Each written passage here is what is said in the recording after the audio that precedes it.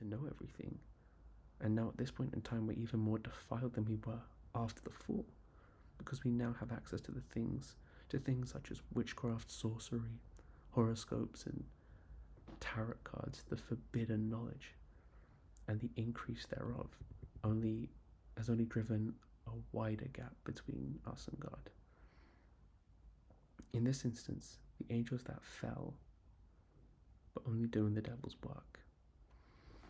That's why we're told in Deuteronomy 18, verse 10 to 12, that these things are an abomination unto the Lord. The next verse gives us context. Thou shalt be perfect with the Lord. And that word perfect is used intentionally here, because to be perfect means to be truly good. Once again, we're seeing the same message echo throughout the stories. God is that which is worth pursuing above all else.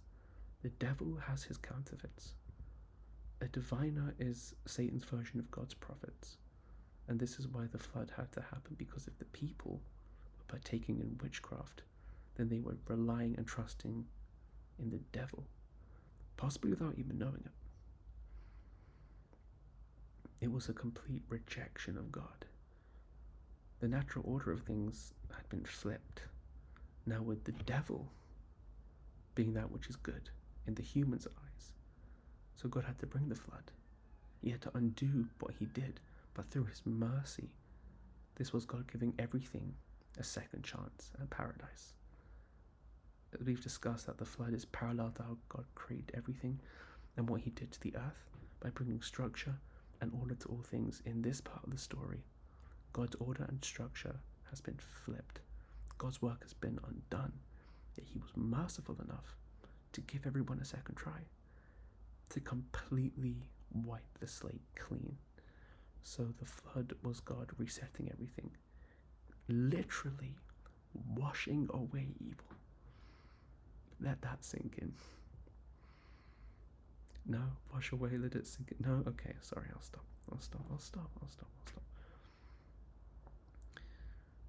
So as we see many times in the Bible, if God wanted something, if God had wanted to rebuild something, then his first step was utter destruction.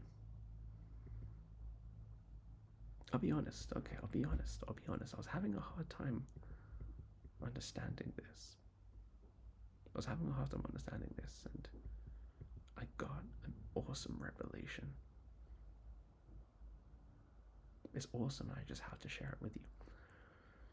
You're gonna love this.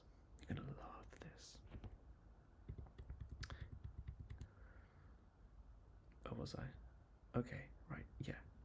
And when I got this revelation, it just clicked. Things just clicked in my head. I was like, yes, this makes so much sense. So I'm going to share it with you now. If the flood was a complete reset, a second chance at paradise, the beginning of a new chapter from a better start, from a better position, because as we as humans can never go back to sleep. We can never get back to that place of paradise. So if that's the case, it appears then this shows us that God is a God of second tries. He's a God of restarts. And this echoes throughout Genesis. Abel was favored over Cain. Isaac was favored over Ishmael.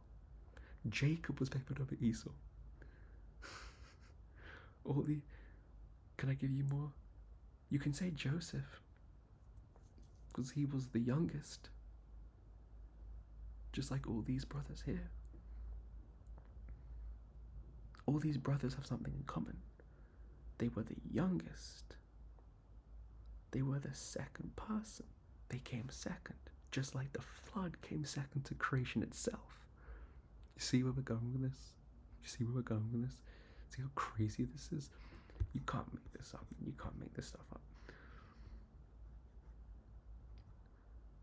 Ham is a little different.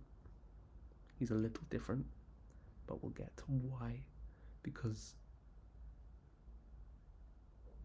his purpose is a little bit more specific. He plays a different role But it all ties into why this is attempt number 2 at paradise. You'll see when we get to the end. So there's a theme here of the second man being favored by God. I wanted to mention this to add context, but we're going to return to this concept of the second man when we return to the creation story. This part of the story also seems to foreshadow the return of Christ, because Christ is coming back to bring division. And when he comes back, he will separate the sheep from the goats, the wheats from the tares. Maybe this is too early. Maybe this is too early, but should I say it? Should I tell it? If I haven't already, should I tell it? I'll tell it. Testimony time.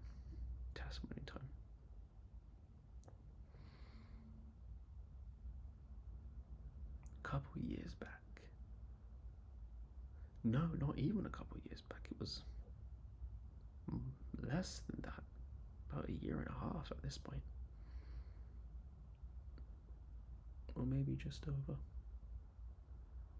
Maybe just over a year and a half.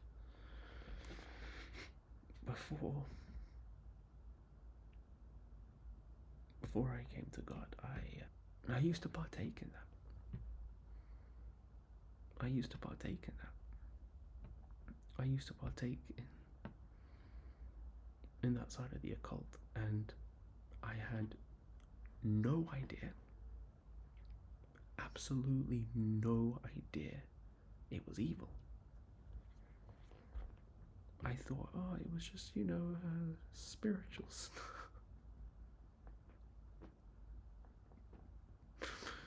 It was spiritual stuff, and, tarot cards is like, oh, look, I'm so in touch with the divine. I'm talking to the angels and the spirit beings and the interdimensional guides. Woo, I'm so warm and fuzzy. Like, wake up, donkey.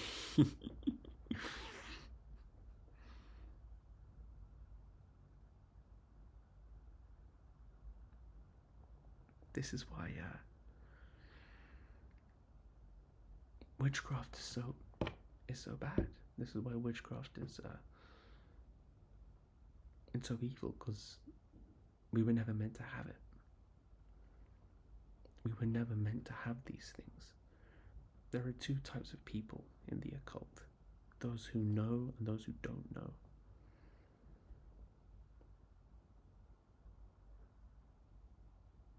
Judas goats, blind leading the blind.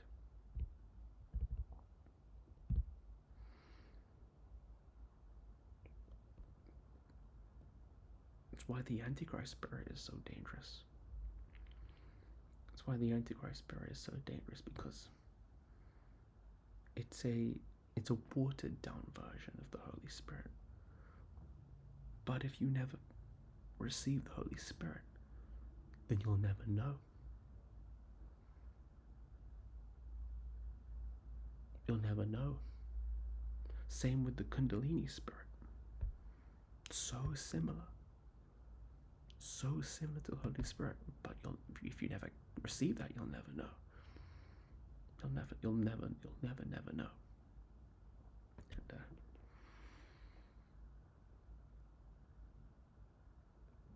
it's sad.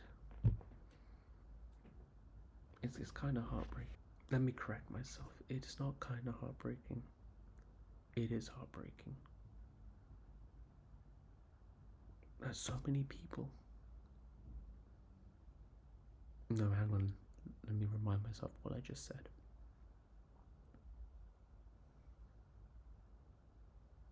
It's heartbreaking that so many people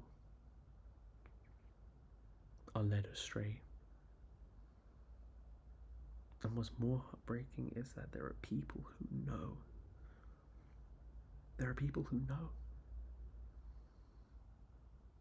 People know. There are 2 types of people in the occult: those who don't know and those who do know.